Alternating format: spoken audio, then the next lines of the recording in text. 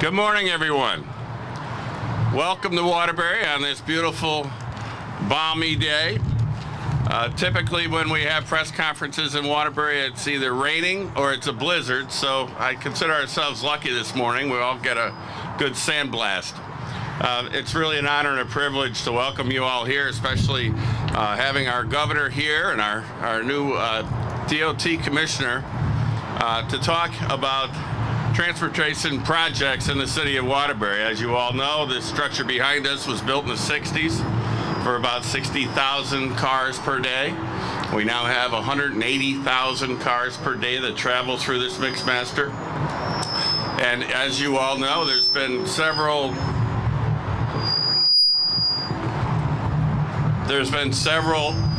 attempts to talk about reorganizing or redesigning the Mixmaster to meet the needs of this community over the years. Those attempts mostly have been thwarted, primarily for budgetary reasons. Now, just recently in 2018, this project just started off. It's a $150 million project, and basically it is to fix the deeply concerning organizational structure issues. We have our friends from labor here that we're so grateful for. Did an amazing job on the 84 widening projects on the east side of this city that brought incredible economic development opportunity to this city. And when I say incredible, I mean amazing. Property values quadrupled overnight. Businesses moved in. Manufacturers relocated to the east side of the city because you could finally get in and out of this city.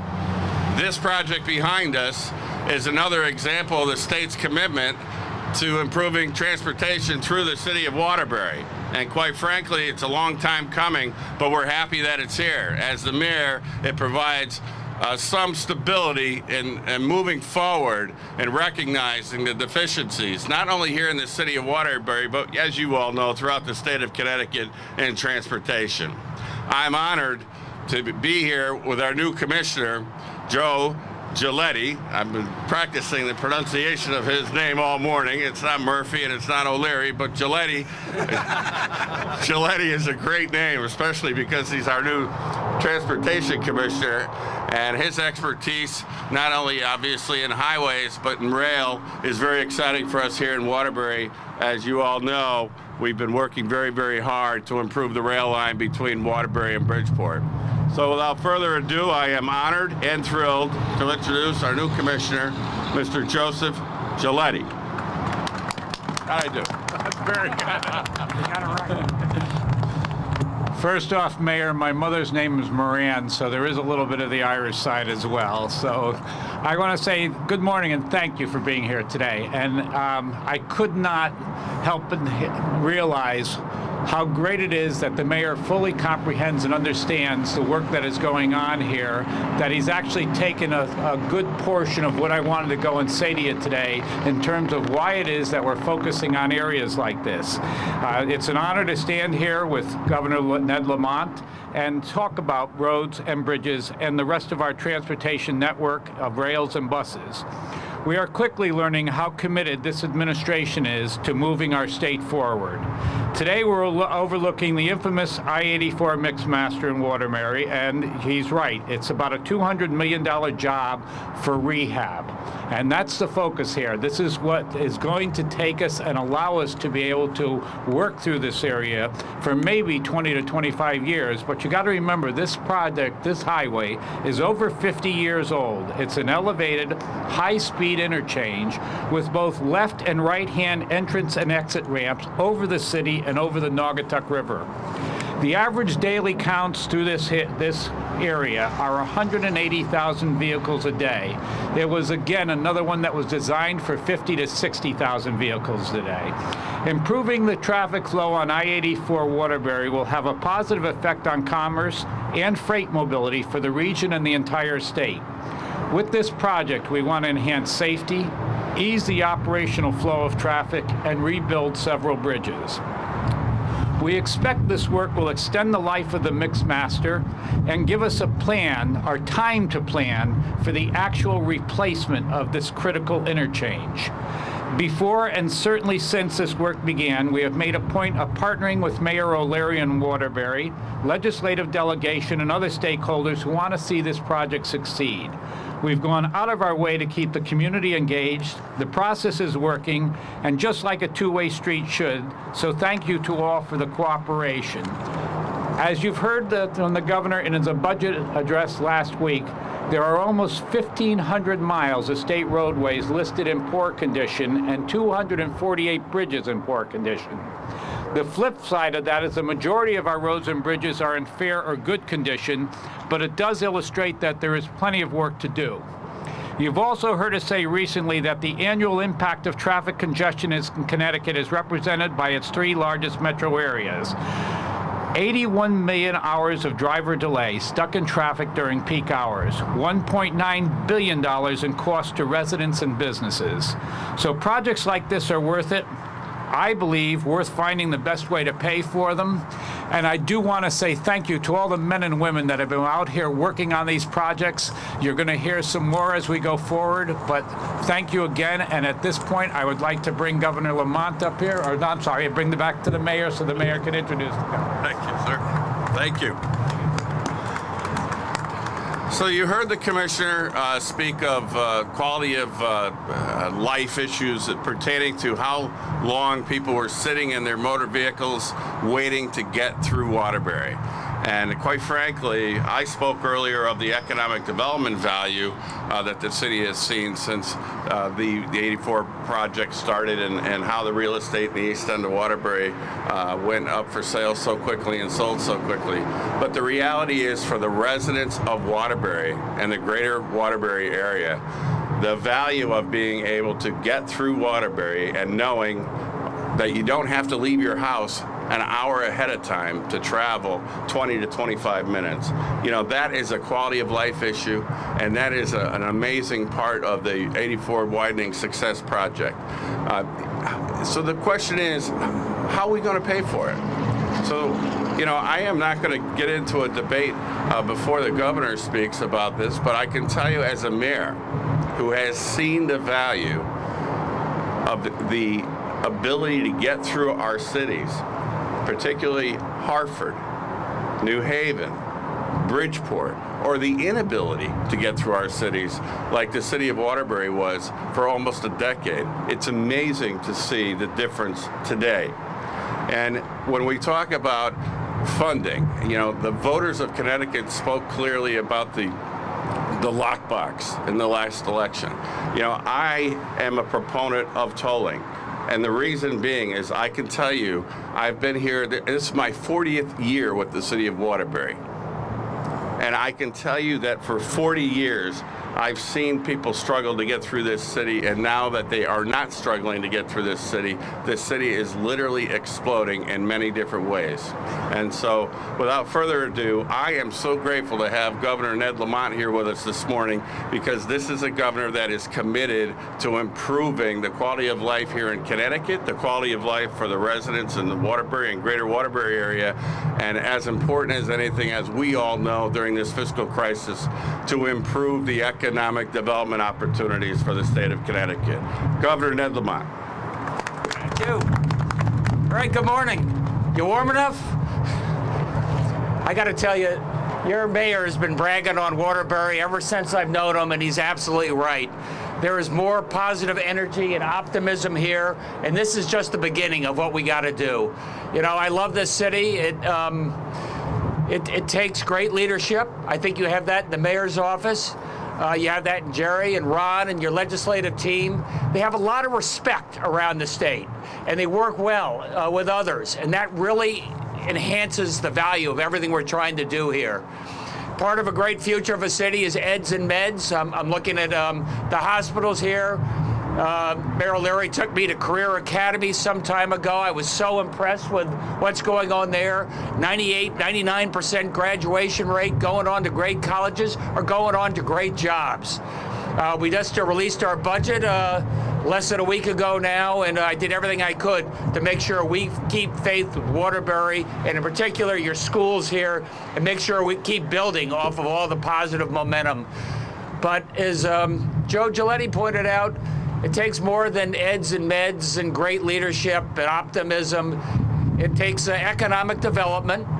Jim Smith, maybe you know, recently retired from Waterbury or from Webster Bank. I let him stay retired for, I don't know, an hour or two. Now he's helping to lead economic development. Be sure to keep a laser beam on what we can do opportunity-wise here.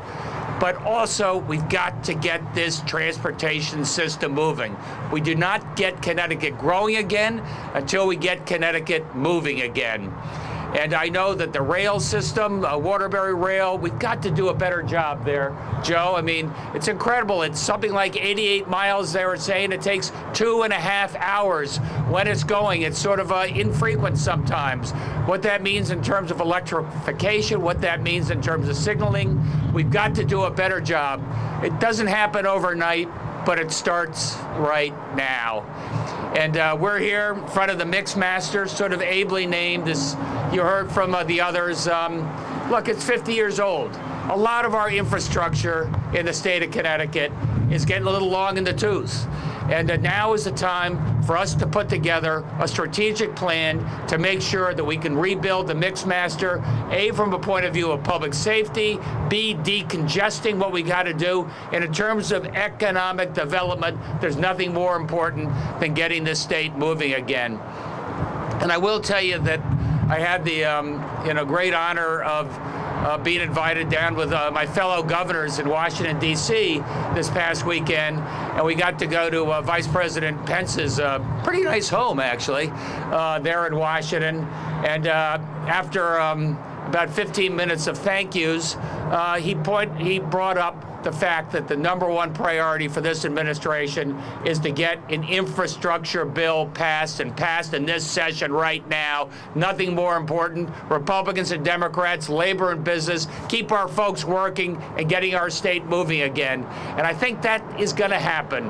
And when that happens, I want to make sure that Connecticut is at the front of the line. That Connecticut's at the front of the line, that we have the workforce ready to go to do the rebuilding. Joe, we've got the designs in place, ready to put in front. We got a guy named John Larson. He's on Ways and Means Committee. His sleeves are rolled up, fighting for Connecticut. And we can show people in the long term we have a way to fund this so Connecticut can do its share. So the Mixmaster, we got the $200 million upgrade project going now. We do this around the rest of the state to get Connecticut moving again. It's so key to our economic future. Anyway, with that, perhaps anybody else like to say something? Don Schieber would like to say something. Thank you, Don. Nice to see you. Thank you, Governor, Commissioner. It's a pleasure to be here today. And on behalf of the construction industry, I can tell you this is all really good news. There's a lot of us out there that are ready to go to work. We're finishing up 84, Mayor. It was a pleasure to stand on the other side with you for years. We're ready to go on this. We've got a lot of people out there looking for jobs, getting ready to go back to work. And Governor, we really appreciate you taking up the momentum and keeping it going. It's really important for Connecticut. And as a transportation advocate, I can tell you we're really looking forward to working with Commissioner Gillette going forward. Commissioner, I hope I got it right. But we're here. You know, we're willing to do our part. We're looking forward to taking up the momentum in Connecticut. We're looking forward to safer roads. We're looking forward to less congestion, and we're looking forward to a lot of jobs. So again, it's an absolute pleasure to be here. Thank you, Governor. Thanks for your leadership. I would like to just hear from our we're honored to have both of our state reps be able to be here this morning with us, Jerry Reyes and Ron Napoli. Come on up, please. Thank you, Mayor. Good morning, everybody. Welcome to the 75th District, the heart of the state, Waterbury, Connecticut. It is my distinct honor and privilege to have the governor and the mayor here, along with this fantastic team and this great team of labor, working hard for the city of Waterbury to make the infrastructure something that we can all be very happy of. And I'm glad, Governor, that you mentioned Washington gearing them up, because without them, we can't finish this project either. So again, I'm going to be brief. I'm just excited about this. I've been here as long as the mayor, looking at this for 40 years, and we know that it has a long way to go, but we're happy that this phase 1 is finally underway. Thank you for having me.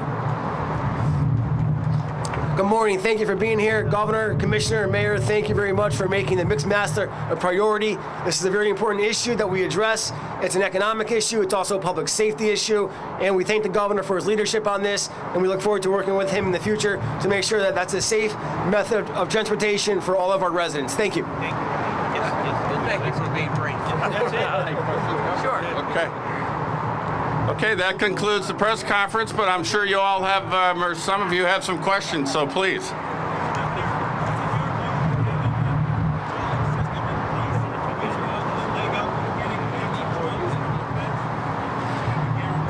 Yeah, absolutely. We have no idea what the nature of the infrastructure bill coming out of Washington, D.C. is going to be, Mark, but assuming it's going to be in a traditional 80-20 or 90-10 format, people are going to want to see that Connecticut has the ability and the wherewithal to put up our share of what it takes to rebuild our roads and highways. And right now, as you know, the Special Transportation Fund is running on fumes, as they say, and we've got to do a better job over the next few years of making sure we have the funding available to convince Washington we're ready to hit the ground running. Governor, you get some space money this budget. Is that being reconfigured? Is this being pumped up and repaired? Is that the deal? Right now, yes. I think that's exactly right for now. And but what it does is make it safer and make sure we know that we've got this at least for the next 20 years or so. But we got to do more than that. We got to do more than that to renovate how we do transportation in this state. Rail is so important. Joe Gillette can tell you that, former head of Metro North, a big emphasis for us as well. Do what we can to get some of the trucks off the road. Do what we can to get some of the cars off the road. You know, this is way over capacity right now. Governor, your budget was cut back GO bonding, at least for the next 2 years. Money that was going to go to help prop up the Special Transportation Fund. So, what is going to be the cost to the state on that? What are the projects that are going to have to be slowed down? Don Schieber is here to praise you about your tolling idea, but he's less than thrilled about your idea of scrimping for at least the next 2 years. Well, that is true that I think we have to go on a debt diet. I think that we have borrowed our way to a point where it's really impacting our budget on a day-to-day basis and it's not supportable.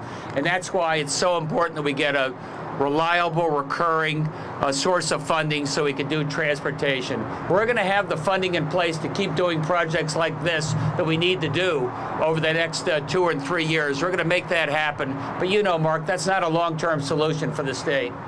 But Republicans are complaining that you won't even talk to them about their plan to use general obligation bond to keep going. Is that something that you know? Absolutely, absolutely. Look, I'm sitting in the office. Come on over. I tried to invite everybody 3 times. I'll go to your office if you want to talk about it. But it is true, Paul. I don't think we can borrow our way out of 50 years of neglect on our roads and bridges. We have to do a lot of catching up on this, and simply go into the general obligation bonds and asking taxpayers to just pay for more and more bonding. That's not the way we're going to get through this fiscal crisis. Where's the $200 million for this project? You want to take that, Joe? First off, the $200 million for this project was already allocated. That's what's being spent right now. So this has not been done under this administration, but this is an example of the work that's being done that keeps us functioning right now. And if you'll excuse me for 1 minute, I didn't get a chance to introduce John Dunham, and John is here. Okay, I get to come here and talk about things from the state level, but I've got an entire team that works on this, and John has been working with all the people here, and I really want you to know him as well, and I want you to know the state employees that are dedicated to making this happen. They've been working with this, and we know we're putting Band-Aids out there to keep things going, but we know also that we have to be looking at dedicated funding that's going to take us going forward, and also we want to look at it from the standpoint of it being an investment. An investment, as you heard the mayor say, it's critical. We heard this back in Hartford. We're going to hear it as we go around the state, what it is that we need to be doing that will keep Connecticut moving forward. Commissioner, talk a little bit about the administration right now. The question is about the Waterbury rail line. Why did I think I'd get a question about the Waterbury rail line? Well, first, let me tell you, I've actually operated trains on the Waterbury rail line. I was set up as a locomotive engineer, and I also worked as a conductor out here. And I need to make it clear that the Waterbury rail line, I'm trying to choose my words carefully. It is not in the best of shape. It was not, okay? It was never electrified. We needed to, even when we were looking at the positive train control, make the investment that would turn around and actually bring a signal system in. It didn't even have a signal system. That alone prevented a lot of the opportunity for advancement. Now, the other end of it with the Waterbury line and with the Danbury line is, as you all know, every time there is a major shutdown on the main line, they have to use the diesel equipment because you can't run buses on the main line to go and rescue the people. But you can run buses over here, but it's at the expense of the people that are operating over here. So things that we're looking at going forward, we know that we need to look at the investment in new equipment. There is equipment right now that can operate even in a diesel mode as effectively as the electric equipment. We need to be making the right decisions going forward and the right investments. I've already had the legislature talking to me about improvements that we can make at the Waterbury station, and I look forward to those challenges. So yes, I'm aware that it is not a level of service that I would be proud about, but it is a level of service we're already working on the problems, and we look to continue to do that work. At what point are you going to be able to tell the legislature, this is a question both for the governor and the commission, what a tolling system will look like as far as cost and as far as precise locations? Do you want me to do it? Start off. Okay, sure. The question is about a tolling system and what it would be, the cost, and what it would look like. And you know, it's a very valid question from the standpoint of technology is changing on a day-to-day basis. So as we go out to look at this thing, right now what we're looking at is putting up the gantries. First off, the federal government will never allow you to put toll booths. It's prohibited now. You can't go to toll booths. You're going to be looking at gantries.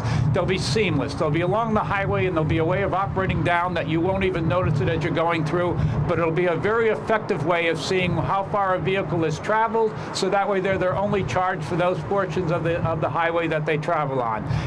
We're looking at the cost per mile, and the governor has challenged us to look at ways to make it the least impact on the Connecticut residents, and I'm going to turn that over to the governor because the governor has been leading the charge on that. But in terms of the actual questions, understand, as we go forward, we will go to capture that moment that has the best technology and the least intrusion on the public. Well, do you need to complete what was described as a $10 million study, but medically is also an implementation plan. So do you need that before you can get the answers that the General Assembly is going to ask you? There's a two-part answer. You see the governor is saying no, and the other part of it is the $10 million is also part of what you need to do in order to follow the NEPA processes to go forward. So the governor is right. It's a no on whether or not that's what's needed to go and have it happen. But the other part of it is we need to make that investment now because it's also going to show us the technology that we need to go and invest in so we can answer a question like you've thrown at us. Yeah. Governor? Look, I'm sitting down with the legislature, you know, over the next few weeks. I sat down with Gina Raimondo, the governor of Rhode Island, just this last weekend to get an idea of what the different options we're going to learn from the court case coming out of Rhode Island. And we're going to lay out these different options for the legislature. Once we get a green light on how we want to proceed, then we're going to put in place the study we need to tell us exactly how we roll this out, and working with the legislature, figure out what is a reasonable way to price it and what it looks like. It's amazing how the technology is changing, and it's going to get a lot less intrusive over the next 2, 3, 4 years. And that's what I think the idea that we were going to do that study before we had a green light coming from the legislature was premature and not the right way to go. I'm going to do it the other way around. One last question, Mark. What detail will the legislature have when they're voting on tolls? I guess that's the basis, the guts of my question. I mean, are you going to be able to say it's going to be 3 cents a mile, 4 cents a mile, and so forth? Again, this is a different type of relationship I got with the legislature. We're going to have Joe Gillette. We're going to have the legislative leaders. We can roll out, some of the different ways we can do that when it comes to, pricing and the such. We're going to tell them what our strategic plan is to get this state moving in, not just the Mixmaster and the viaduct and trains in particular, what those priorities are. And from there, we get a green light to get this state moving again, and we'll put in place a very detailed study that lets people know exactly what it's going to look like and how it would price out. Hey, thank you, everybody. Appreciate being here. Thank you all.